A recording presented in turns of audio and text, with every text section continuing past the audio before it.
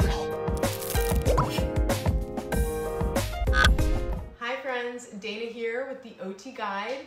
If you're new, welcome to my channel. I'm Dana and I'm a pediatric OT dedicated to helping you and being your child development expert and resource. Today's video is specifically for all my fellow pediatric occupational therapists out there.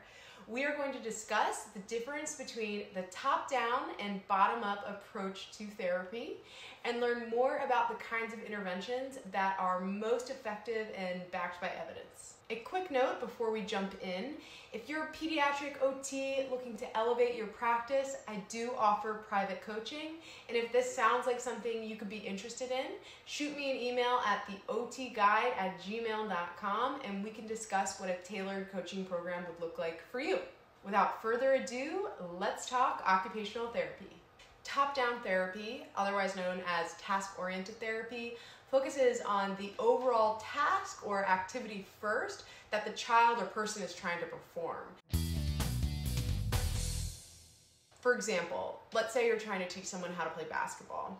A top-down approach would be giving your client the ball and teaching them how to dribble it or shoot it or just actually playing the game. A real-life school-based OT example would be you're working with your students on their handwriting, and then this also is building their fine motor skills. Bottom-up therapy, on the other hand, starts with addressing specific impairments and deficits. Bottom-up therapy is definitely more old school, and it was developed in an era of medicine where it was commonly believed that intervention targeting structural deficits and underlying impairments would then lead to better functioning.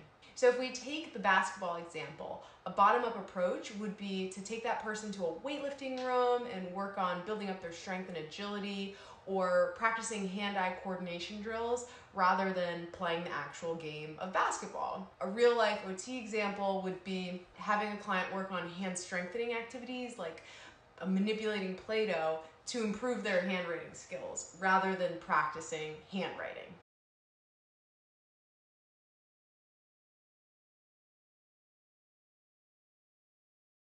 Ultimately, both approaches can be effective, and the choice of the approach you use may depend entirely on, the specific needs of your client.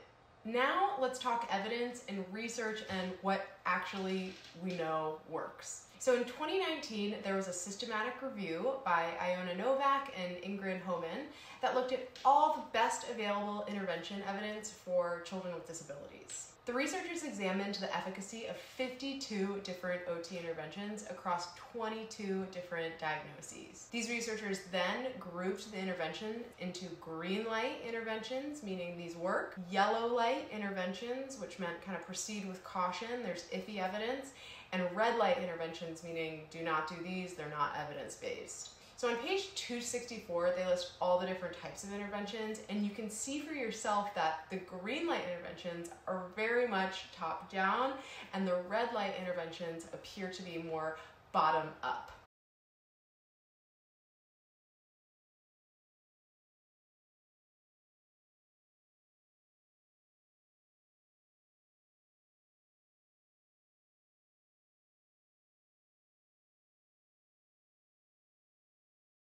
So what does this mean for us?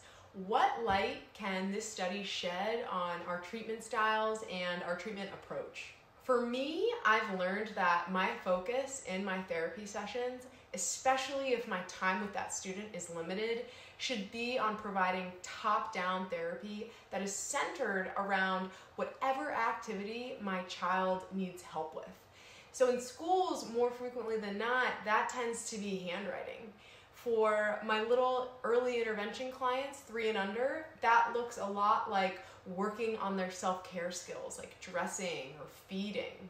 So if you have a tendency to be more of a bottom-up approach kind of therapist, there's really a simple way to shift and become more of a top-down therapist. And the way to do this is to ask yourself the why. For example, I want my student to have better fine motor skills. Well, why?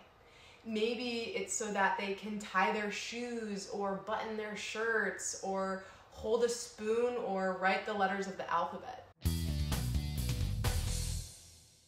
Now that you know the why, you can focus your treatments on the why.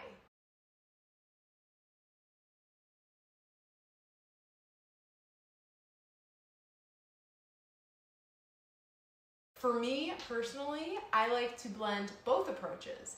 It makes me feel like I'm covering all of my bases. So usually my sessions start off by working on some of those underlying skills we really emphasize in occupational therapy. So maybe the first 5 minutes of my session, I'll have my students work on building up their hand strength with Play-Doh, which is a super bottoms-up approach.